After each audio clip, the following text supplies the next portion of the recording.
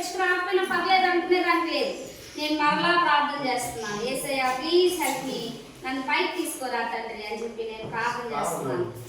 మరలా ఆ వాక్యాలన్నీ ధ్యానించుకుంటున్నాను. నాకు పలానా సండే స్కూల్లో ఆపత్కాలంలో నీవు నన్ను రక్షిస్తానని చెప్పావు కదా తండ్రి, నన్ను విడిపిస్తానని చెప్పావు కదా తండ్రి, నీవు నన్ను పైకి లేపుతావా తండ్రి, నన్ను పైకి తీసుకొస్తావా తండ్రి అని నేను తండ్రి దగ్గర మొరపెడుతూ ఏం చేస్తున్నాను, ప్రతిరోజు ప్రార్థన చేసుకుంటున్నాను. మరి ఏమైనా లేసే అవకాశం ఉందా?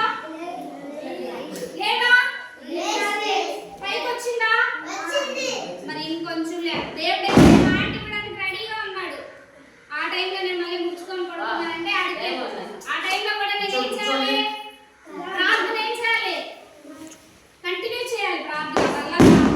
ప్లీజ్ యేసయ్య నాకు హెల్ప్ చేయతండి అని చెప్పి నేను ప్రార్థన చేసుకుంటా ఉన్నప్పుడు యేసయ్య నన్ను మునిగిపోనీయకుండా ఈ లోకంలో, మరి ఈ లోకంలో నుంచి ఆయన పైకి తీసుకొస్తున్నాడు. నన్ను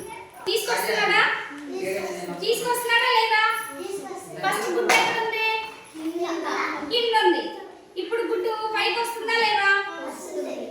ఇప్పుడు చూడండి గుడ్డు ఎక్కడ ఉందో. పైకి వచ్చిందా? కనిపిస్తుందా?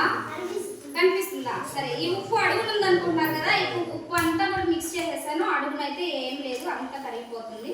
సో ఇప్పుడు దేవుని వాక్యం నాలో ఉంది, దేవుని శక్తి నాలో ఉంది, ప్రార్థన బలం నాకుంది.